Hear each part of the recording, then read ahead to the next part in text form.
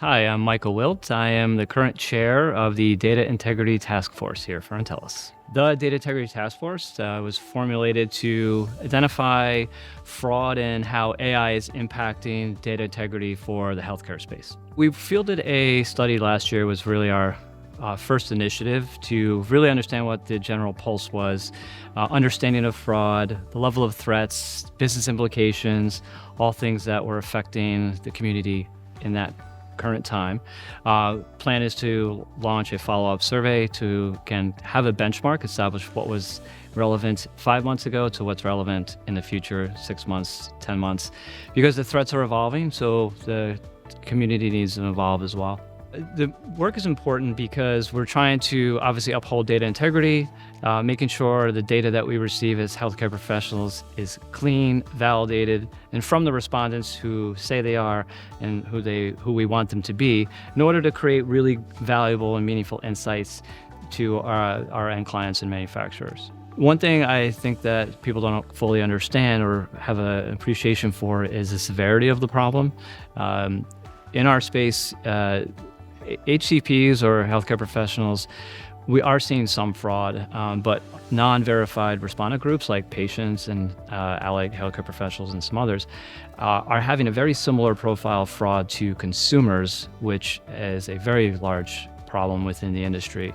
Sometimes seeing up to 50% fraudulent data come in through a survey. And there's professional fraudsters out there that are across and in multiple panels. They're taking multiple surveys a day, racking up points, and kind of hacking and scamming the system.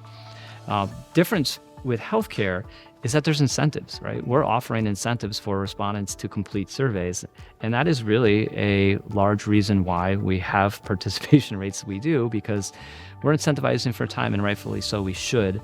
But unfortunately, the downside of that is it does open a door for fraud. So if panels are not double, triple verifying who respondents are through various means of data checks, it can lead to, again, more fraud than we want to see in our surveys. What we're seeing is the AI is advancing daily, right? The level of sophistication we're seeing is far superior to where it was a year ago. So the problem we're seeing with that is that the data looks really good now. The AI tools have advanced so that they're no longer speeding, they're no longer cheating, they're no longer doing the things that normally you would catch by the eyeball. So you need other tools to identify what is fraud at that point of intersection of taking the survey, screening and taking the survey.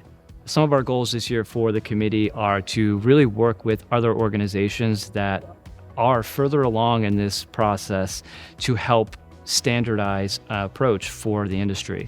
What I'd really like to do is start to also find benchmarks specific to healthcare, right? It's probably valuable to understand how we stack up against different verticals, different industries, and organizations like the Insights Association and SMR are all doing things that I think will benefit the institute or Intellus Institute if we're able to kind of collaborate and work together to solve the problem.